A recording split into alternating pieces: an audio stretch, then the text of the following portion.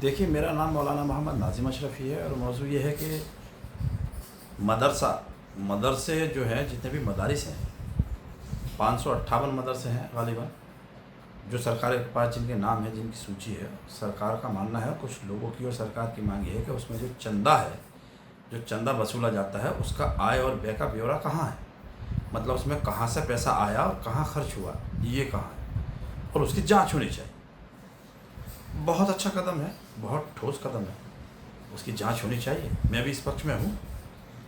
जो चंदा कौम ने दिया है, क्योंकि ये सब जाति धर्मों ने तो दिया नहीं है, मदरसे को चंदा जो स्पेशल मुस्लिमों ने ही दिया है, ये तो फैक्ट है। अब मदरसे को चंदा मुस्लिमों ने दिया है तो उन्होंने अपनी खुशी से दिया है, तो एक तो वो भी उसके हकदार हैं उस चंदे के हिसाब मांगने के।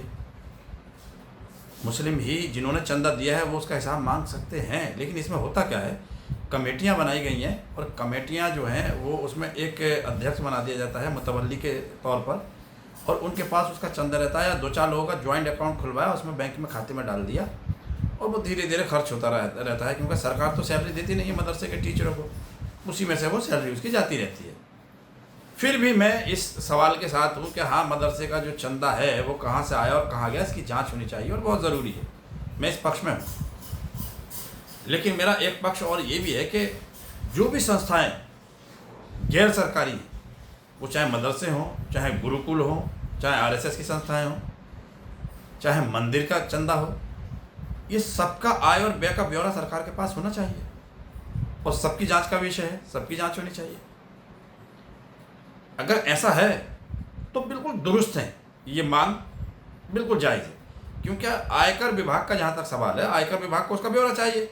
भाई, आमदनी कहाँ से हुई, सरकारी बुकें छपवाने की अनुमति किसने, मतलब जो मदरसे की जो बुक हैं, जो रसीद हैं, उसके छपवाने की अनुमति किसने दी?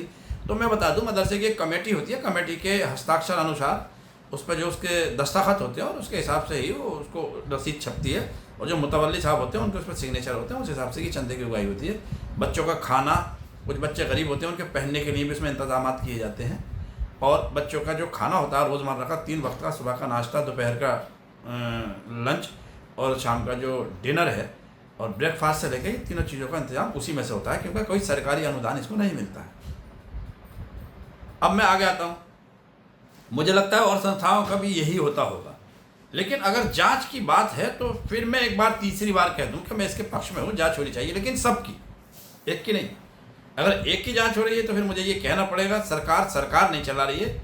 सरकार ऐसा लग रहा है जैसे एक किसी खुसूसी मज़हब धर्म की का प्रचार कर रही है, उनकी तबलीग कर रही है, एक जाति विशेष, एक जाति धर्म का प्रचार प्रसार कर रही है सरकार। मैं तो ये कहूँगा, अगर ऐसा नहीं होता है तो, और अगर आयकर विभाग को इतनी चिंता है, सरकार को इतनी चिंता है, तो फिर सारी संस्थाओं की जाँच होनी चाहिए। मदरसा ही क्या, मदरसों की, मस्जिदों की, मंदिरों की, गिरजाघरों की, और जो भी गुरुद्वारे हैं उनकी, और जो गुरुकुल हैं उनकी भी, और बाकी तो आप जानते हैं जो आरएसएस संस्थाएं हैं और बजरंग दल की संस्था है, सबकी इसकी जांच होनी चाहिए। और उसका चंदा आया कहाँ से, दिया किसने, गया कहाँ, ये भी इसमें एक जांच का विषय है, बहुत ज़रूरी है, क्योंकि ये आयकर विभाग का मामला है, आप इसे इग्नोर तो कर नहीं सकते। तो सबकी जाँच कराएँ तो मुझे लगता है बहुत अच्छा कदम है। और अगर खाली मदरसे ही अगर टारगेट हैं तो फिर ये कहने में मुझे कोई गुरेज नहीं होगा कि सरकार नहीं चला रही। सरकार एक धर्म का प्रचार कर रही है, एक विशेष धर्म का।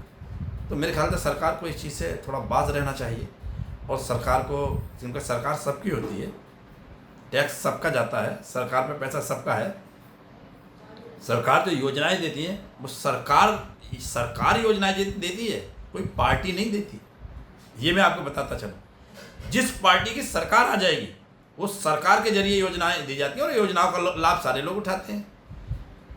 तो पार्टी कोई नहीं देती, सरकार देती है। और सरकार जब देती है, जब हम लोगों से जो टैक्स वसूला जाता है, जो जीएसटी है, जो हमारा टैक्स है, खेती बाड़ी, जिस चीज़ पर भी जो टैक्स हम लोग दे रहे हैं, आम जनता के जेब पर उसका असर पड़ता है, तब जाके सरकार योजनाएं लाती है, और उन योजनाओं का लाभ फिर कुछ को मिलता है, कुछ को नहीं।